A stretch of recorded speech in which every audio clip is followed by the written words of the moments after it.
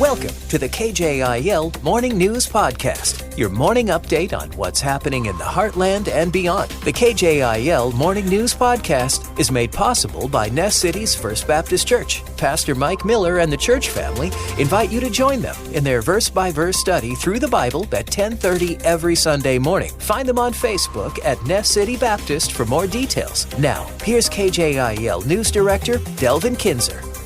$670.2 million. That's how much revenue came into the state of Kansas coffers for the month of July. Now, the totals are $21.2 million, or 3.3% above what was estimated, and 1.5% above what came in July of 2024. Corporate income tax collections were $18.5 million. Combined retail sales and compensating use tax receipts were $291.8 million. Governor Laura Kelly announces that $10.4 million will be invested in critical broadband initiatives through the Advancing Digital Opportunities to Connect Kansans program.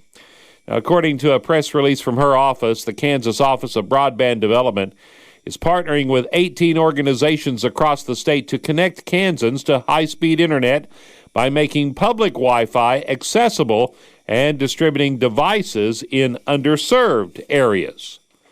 Funeral services are announced for the fallen Wyandotte County Sheriff's Deputy Elijah Ming. He was shot and killed in Kansas City, Kansas, while responding to a call on July 26th.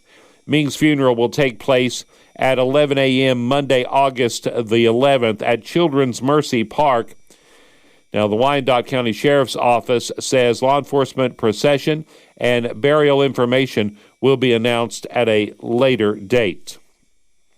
City commissioners are looking to turn the historic Masonic Hall in downtown El Dorado into housing. Last night, the commission approved a resolution to schedule a public hearing on creating a redevelopment project plan and establishing a reinvestment housing incentive district. Now, the city manager says it would operate like a TIF district where the appraised value of property is locked in. Then, as improvements are made, additional taxes that come from the improvements are used to reimburse some of those expenses. The hearing on the idea is set for September 15th. Oklahoma State Representative Emily Guise is appointed to serve on the Oklahoma-Israel Exchange Commission. That's a group that promotes economic, cultural, and educational ties between Oklahoma and the state of Israel. She was appointed by Speaker of the House Kyle Hilbert. Her term begins immediately. The commission, known as OKI, facilitates collaborative efforts in areas like commerce, agriculture, education, and cultural exchange. It aims to promote mutual understanding and develop projects that benefit both sides. Governor Greg Abbott of Texas has directed his Department of Public Safety to arrest Texas House Democrats who have left the state, accusing them of abandoning their responsibilities. Texas State House Speaker Dustin Burrows says he would immediately sign civil arrest warrants for dozens of Democratic lawmakers who fled to break a quorum and block Republican priorities. Now, this comes after the House failed to establish the 100-member quorum needed to conduct business during a special session that was called by Governor Abbott. A Colorado funeral home owner has admitted to sending customers fake ashes and defrauding the federal government in a plea agreement with federal prosecutors. It's not the first time Carrie Holford has entered a guilty plea, but a federal judge rejected an agreement with prosecutors last year. Now, Holford pleaded guilty Monday to conspiracy to commit wire fraud, the charge stemming from sending grieving families dry concrete in place of cremated remains. In other news, the State Department is proposing requiring applicants for business and tourist visas to post a bond of up to $15,000 to apply to enter the United States. It's a move that may make the process unaffordable for many.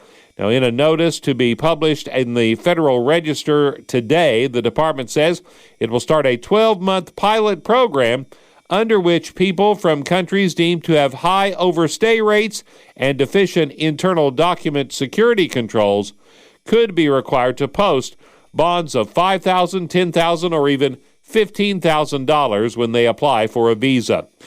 California Democrats are weighing new political maps that could slash 5 Republican-held House seats in the liberal-leaning state while bolstering Democrat incumbents in other battleground districts.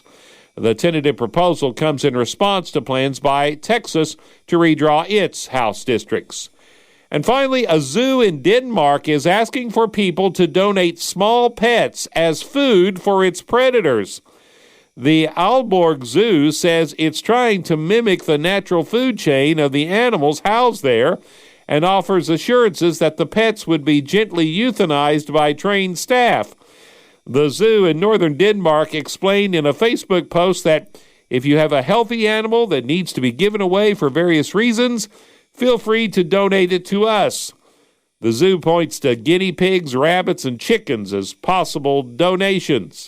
Keep up to date each morning with the KJIL Morning News Podcast. Subscribe to it on your favorite podcast platform or listen to it at kjil.com and on the KJIL app.